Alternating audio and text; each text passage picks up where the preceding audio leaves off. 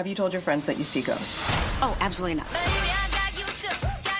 Gina Rodriguez returns in Not Dead Yet. I'm back, baby. Who is that? Oh, she's the obituary writer. And Brad Garrett joins the brilliant ensemble cast. Titan, Maverick, Titan of all Mavericks. These are all words used to describe me. Not Dead Yet. Season premiere.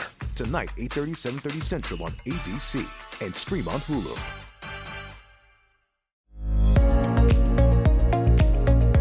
It's the Happy Families podcast. It's the podcast for the time-poor parent who just wants answers now.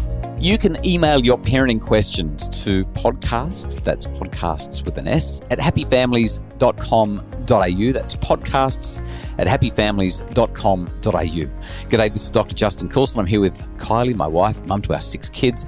And Kylie, today's conversation is all about kids and sharing. This is a little kids conversation. Parents with kids that just don't want to share with their siblings because it's mine. Every time I hear that word, I think of the crabs in Finding Nemo. Mine. I found a quote, though, that goes so beautifully with the question I'm about to read. This was just a funny meme that showed up, and it said, I can't believe I shared my body with a child that won't even share their M&Ms with me. Kids hate sharing sometimes. Some kids love it, but most kids really struggle to share. This is the question that we've received from a long-time listener of the podcast who says, hi, Justin and Kylie. I'm a long-time listener of the podcast, and I've gone back listening through from the beginning. I need help with sharing. When it comes to more of a shared toy, not owned by one of our kids, I say, okay, you both want the ball, for example. How can we solve this so you both get a turn? And then I'll offer some solutions. But our 8-year-old daughter will not let her 4-year-old brother even touch anything of hers. It's a big battle in our home. Long ago, I suggested she could choose some of her favorite toys that are special to her, and I wouldn't expect her to share those if she didn't want to. But it's gone well beyond that now, and almost anything her brother picks up, she claims it's my special toy, and so he can't touch anything of hers. I've tried sitting down with her at a time when she's calm, to talk about her feelings and also what she feels or thinks about when she sees her brother pick something up of hers, but she isn't too sure. It's a daily fight in our home, and she absolutely bursts out yelling at him, snatches, calls him names and more. It's awful to watch because our 4-year-old is so gentle and has always been so accommodating and loves sharing with her. But now as he's getting older and seeing his sister repeatedly not share, he is now starting to say no to her as he has learned that behavior from her. And it's so sad to see. I'm at a loss of what to do anymore. I feel like every time we have one of these dilemmas, we talk about how this is the bane of any parent's life, that this is the bane, isn't it? It's so hard when you're dealing with kids that just won't share. And sharing matters so much. I mean, it's so important from a social perspective. I would be really interested to know if Miss 8 is sharing well with her friends at school, or when friends come over to play. How does she go with sharing then? Or is it just a brother thing? Or is it? Well, and is it just toys? Or is there an issue with sharing mum and dad? Is there an issue with sharing food? Like, is it just a toy thing? A quick tangent. I got to share this. Whenever the kids have got a treat or something that I want to have a taste of, I'll ask for a sip or I'll ask for a bite. And it's the dad tax, right? I mean, every dad has the right to enforce the dad tax on their kids and the yummy food that they've got. But I've got this thing with the kids where I want them to share willingly. I don't know if I should do this. I actually don't know if this is good science or not, but when I start to, let's say I'm having a drink, they've got a milkshake and I start to drink the milkshake. As I'm drinking that milkshake, I'll have a couple of big sips, okay? Or if it's an ice cream, I'll have a half decent sized bite. And if they start to react and protest, if they start saying, no, that's enough, I look at them and say, the more you are reluctant to share, the more I take. But the more willing you are to share, the less I have. And it stops them whinging instantly.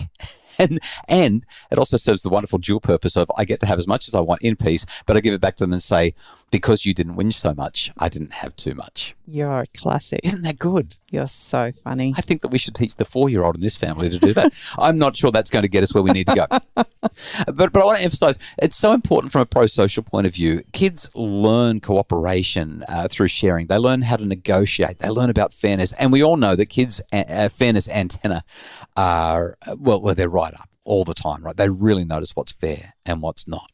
I know when we were struggling with some similar challenges with our kids when they were younger, your mum would talk about the fact that our kids were struggling with a scarcity mentality. There wasn't enough of anything, and helping them to feel more abundant. By buying 3 of everything. No, just kidding. We didn't do that. But helping them feel more abundant would make a difference. So I haven't told you where we're going or where I'm going in this conversation, but that's kind of, I wasn't going to use my mum's words. I just don't feel good when my mum comes out of my larynx. But she came out of mine instead. Yeah, from a psychological point of view, there is something to that, but I'm going to explain how that works and why, because it's one thing to say they've got a scarcity mentality, they need an abundance mentality. It's one thing to say that, but it's another thing to actually operationalize it, to sit in the living room with your kids and work out how they can have that abundance mentality. Couple of things about sharing that are important to know. When it comes to sharing, we need to have this thing in our brain called theory of mind. Theory of mind means that we have empathy, perspective. We can see the world through another person's point of view. And that tends to develop somewhere around about 5, although recent research suggests that it could be a little bit later. And if you've got kids who are on the spectrum, then it may be even later again. There's little interest in perspective taking and empathy there. Secondly, siblings fight over scarce resources. If you don't want the kids fighting over resources, scarce resources, don't have siblings. I can't believe you just said that. It's kind of how it is, right? If you don't have siblings, they're not going to have any sibling fights. It's too late for most families. I guess that's what siblings do. They fight over resources, particularly scarce resources. It's all about survival of the fittest, which means that the power dynamics are going to come in. That's my third point. Power dynamics are huge, and the big kid will almost always be the one who's pushing. So in this podcast, we're going to spend the next 5 or 6 minutes trying to give families whose kids don't share a quick kickstart with 3 ideas, maybe 4 ideas that can be helpful. The first of those ideas is teaching our kids empathy and perspective taking. Now, it sounds like this mum's having a go at that, but not with a tremendous amount of success. I'm wondering whether some one-on-one time with mum or dad, like special one-on-one time, would be helpful in being able to have those kinds of conversations. Yeah, and the conversation generally would go something like this, especially with younger kids. Hey, I've noticed lately that there's been another big fight about sharing. How does it make our family feel when we fight about this stuff? How does it make your brother feel? How does it make mum feel? How does it make dad feel? How does it make whoever feel? How does it make you feel? And so what we're doing is we're getting the kids to take perspective. We're building empathy. That's precisely the way that we do that. Now, the second idea is one of your favorites, and that is that we have family meetings. And this marries up beautifully with that one-on-one time. You're able to have those conversations with your child in a more intimate, private setting so they don't feel like they're being attacked publicly. But then when you have those family meetings and you come together as a family, you actually get to talk about what's been going well in the family, and everybody gets to have a say. Even the 4-year-old gets to say what he thinks is great about your family. It's a really powerful way to build the family up, but then to get everyone on the same page. That's right. And then you're able to go into the next part, which is what's not going well. And we can acknowledge that we've had a couple of fights this week, and what have they been about? Sharing. And how's it made us feel? And so you're marrying up that private, intimate time together, that conversation, into now a more broader conversation as a whole family, and then work on what you will focus on this week. And the third question, what are we going to work on? It's totally reasonable for you as a parent to say, let's focus on sharing this week and let's make a plan. What can we do next time there's a sharing situation that doesn't look like it's going to go quite right? Maybe instead of around the dinner table where you might talk about gratitude things, you might actually be able to say, who shared today? Yeah, let's celebrate our sharing experiences. Yeah.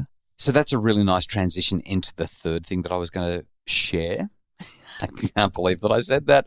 And that is that we need to model sharing. We need to make a big deal out of it. So when we have those dinner time conversations, we all get to talk about, hey, here's what I did to share today. Here's how sharing made me feel. We actually become a family who talks about sharing and contribution and doing meaningful things to help others. The emphasis on sharing becomes a shared experience. We're literally talking about it and making a big deal. In fact, I would even do this. So I've just found a new drink that I really like. It's this soda water that's infused with this stuff. I don't know what it is, but I pay like $2.50 a can when I buy it in bulk, and it's a little bit expensive and a little bit fancy, but I buy a 12-pack every now and again because I'm just so excited to drink my fancy soda water and I like it. And the kids ask for it. Like, they get so excited because Dad's got a special drink and they want to try it. Now, if I was dealing with an 8-year-old who didn't like sharing, I would look at them when they asked me and I would say, of course, because I love sharing. Sharing makes me feel good. How does it make you feel when I share with you? So I would turn every request from my children when they're asking me to share with them into a gentle and fun teaching experience. I wouldn't belabor it, wouldn't overdo it, wouldn't be like lecturing the kids on sharing every time, but modeling it and sharing it. I just think it's a really nice way to have some fun with it and bring the kids in. And you know what? With Christmas just around the corner, I think this is actually a really wonderful opportunity to do some service as a family, to actually share the abundance that you've been blessed with other people and get your children involved in it. I was actually on Facebook the other day and a family tradition came up where the children each fill a garbage bag full of clothes that don't fit them anymore or toys that they no longer need. And they put that under the Christmas tree. And when Santa drops their gifts off, he takes that sack so that he can refurbish them and renew them for next year's Christmas. That's so nice. And I liked the framework around it. She obviously acknowledged they go to the salvos and it makes room for all the Christmas gifts that come. But I love the idea because what it does for your children is help them recognize that they can give to others as well. And that might be something that might be useful. I need to wrap this up with this idea that you shared from my mum, this scarcity mentality versus this abundance mentality. Ultimately, what we're talking about here is something that is really hard for kids, and that is that they need to learn to share. And it is hard to learn to share. Now, I found a quote from a child development researcher, a lady called Nancy Eisenberg. She's been a leading researcher on kids and their social development for decades now. And Eisenberg said this. She said, children become more generous by having the experience of giving to others and learning how good that feels. But there's a catch, and it comes back to what I wrote about in the Parenting Revolution. It comes back to these 3 basic psychological needs, specifically one, and that is the need for autonomy. Now, remember, every time your kids don't share and you get them in trouble, you make them feel incompetent, which means that they're even less inclined to share in future. But the biggest issue is control. Control. That's what the kids are choosing not to share because of. And when we step in and force them to share, it makes it harder. So self-determination around sharing is actually what I want to encourage, which is really hard to hear when you've got a kid that's not sharing because it seems like they're never going to share. What we're talking about, though, this idea of self-regulation or self-determination with sharing is really what you might call letting your kids have a long turn. But this works in 2 ways. It works for your child who isn't sharing. It also works for the child who wants something that they can't have. So let's break this down. If we just take away autonomy and we take the toy away and give it to the sibling, the second child, the little kid, learns that if they cry loud enough, you know what happens? I get what I want. They also learn that the parents are in charge. And parents can be kind of arbitrary, right? Like, parents aren't always consistent. And so they learn. Well, and we don't always know the full story either. Right, which becomes such a challenge. Well, this also re-emphasizes in our children's mind the reality that this is a competition over resources. And parents are going to be that arbiter. There's also the risk that they might lose it because parents can take it away from them just as easily as they gave it to them. So it just doesn't really work. The kids feel like the clock's ticking. They feel like they've got this toy. They can't have it for long. They have to play with it as much as they can. Then they have to protest as soon as it's going to be taken away. Like, it just makes the family feel awful. But if we let the kids have long turns, if we let them believe, hey, you know what? This is a toy that we share, but right now you're playing with it and you can have as long a turn with it as you want. Have you ever noticed what happens with kids when they're given a long turn? They get bored. Like, they stop playing with it. I'm like, yeah, I don't need this anymore. There's no competition for the resource. There's no need for it. There's so much power when we say, hey, you know what? You decide. You play with it until you're done. Once you're done, then we'll share it with your little brother, and that's just fine. And then, there's so much power in this. First of all, the little brother learns that sulking about things doesn't necessarily change things. And so it's going to take a little while, but pretty soon, little brother is going to go, oh, well, my sister's playing with it. I guess I can either play with it with her, or I can go find something else to play with. But the big kid learns, the child who doesn't want to share is learning really, really quickly that I've got enough. I have enough. And once I've had enough with what I have that is enough, other people can have a turn with that, and it's not going to affect me. It's just so much better when we emphasize autonomy when it comes to kids and sharing. Another great tactic, especially for a 4-year-old, is distraction. Oh, yeah. They're the perfect age to be distracted by something else bright and shiny. So, yes, they are always going to want what their sibling has, but we can offer them other options that will be just as exciting if we can kind of distract them in the process. We really hope that sharing these ideas is going to help with the sharing that happens in your home. Sharing ideas is so much easier than sharing your favourite chocolate, though, isn't it, Mrs. Happy Families? I haven't had any. I'm just letting you know. We are on a little bit of a health kick. It's going okay, although I did notice that the Tim Tams were open. Let's not go there right now. The Happy Families podcast is produced by Justin Rulon for Bridge Media. Craig Bruce is our executive producer. For more information about making your family happier, visit us at happyfamilies.com.au. Oh, and check out our Black Friday sales. We have done things that we have never done before in terms of giving you access to resources that are going to make the biggest difference for your family.